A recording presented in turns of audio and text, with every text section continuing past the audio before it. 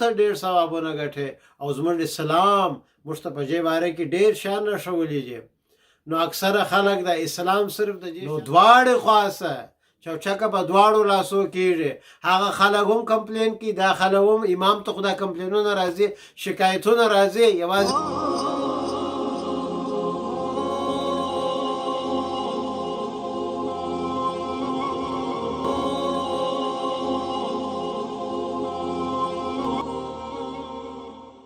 بسم الله الرحمن الرحيم. قال النبي صلى الله عليه وسلم لأن أمشي مع أخ لي في حاجة أحب إلي.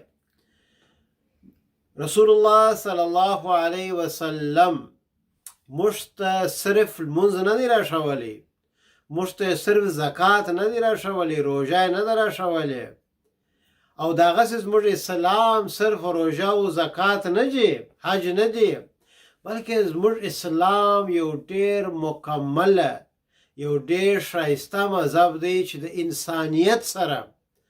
انسانیت سره د خپل ورور اکازي مامازي ستا امسایه ستا وطندار ستا مسلمان هر څوک چې که هغه ژبه والی که هغه رنګ والی ته ښه ورسره وکړې پر هغه هم ته ډېر ثوابونه ګټې او زموږ اسلام موږ ته په دې باره کې ډېر شیان راښولي دي.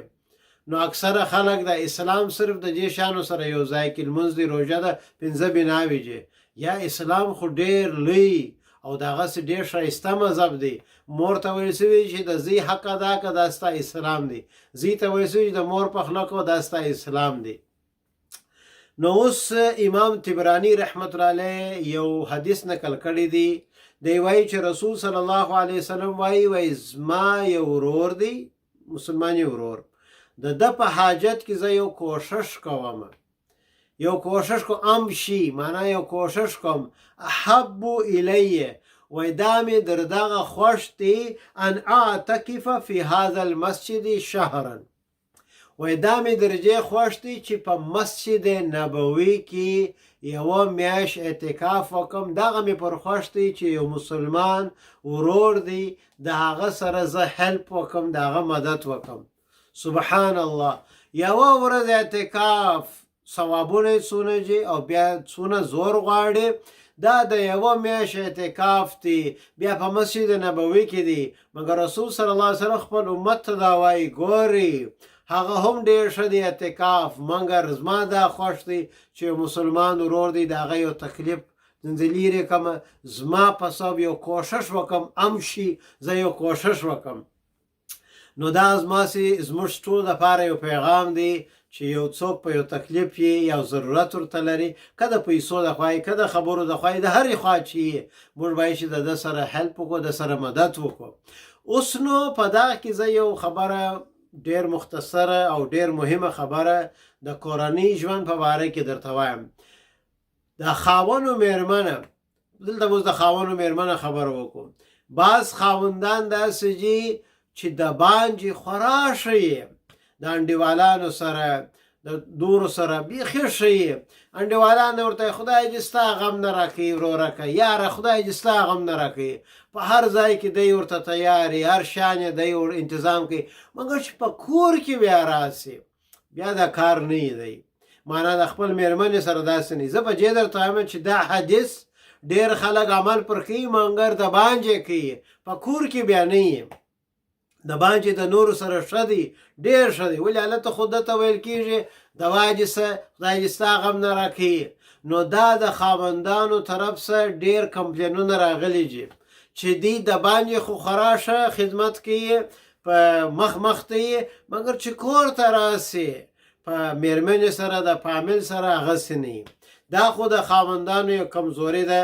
الله دې ماته او ټولو خاوندانو توفیق راکړي چې داسې ونه کړو، بلکې هغه صحیح طریقه د هغه باید چې وکړو چې د بانجې هم ښه یې، په کور کې هم ښه یې. کله رسول صلی الله علیه وسلم چې دغه حدیث د بانجې په حساب دی، مګر په کور کې بیا حضرت عایشه وایي رضی الله عنها د کور ګرته کارونه هم ده کوله، هغه بیا تفصیل دی بعد بیا وایو.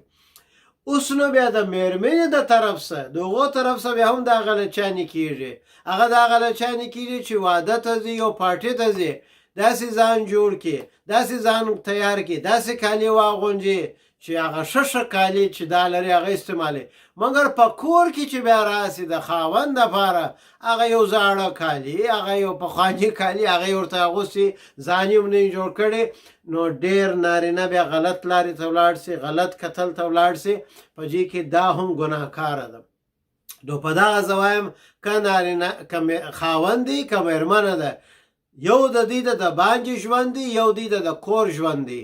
دغه حدیث موږ ته د باندې ژوند هم راښیي او بیا دغسې په حدیثو کې راغلی دي چې د کور دننه ژوند هم زده که. که ته د نورو سره ښه د باندې کله خاوند چې ما ویله کله مېرمنه چې ما ویله چې پارټي ته ځي واده ته ځي نو داسې ځان ساټ وباټ کړي مګر خاوندو مخ ته بیا نه کوي. دا اکثره خلک دا کمپلینونه کوي، دا شکایت لري. یو صحابیه ده په فضایل اعمال کې د دې کیسه لیکلې ده چې زه وفات سو مګر چې خاوند یې رالی بیا یې هم ځان جوړ کړي، په دغه شپه ورسره یو ځای هم وسوله د خپل خاوند سره. خدای تعالی په ورځ کې رسول صلی الله علیه وسلم ته دا کیسه ولاړه، رسول صلی الله علیه وسلم دعا ورته وکړله، خدای تعالی برکت په اولادو کې هم ورکړي. مګر جې دا ویله زما نوم راسه سوس ام سلیمه غالبا جې دا ویله ول ما نه غوښتل چې زما خاوند په تکلیف سي روژه یې هم او ما بیا هم ځان ورته جوړ کړي، ما بیا هم پوره د خاوندو د مېرمنې چې سره یو ځای کېدل هغه مې لا ورسره وکړه، اگر چې زما د اولاد زما خپل زوی مړ راته پروت و. نو دواړې خواصه چوچکه په دواړو لاسو کېږي. هغه خلک هم کمپلین کوي، دا خلک هم امام ته خو دا کمپلینونه راځي، شکایتونه راځي، یوازې ما ته نه ټولو امامو ته راځي.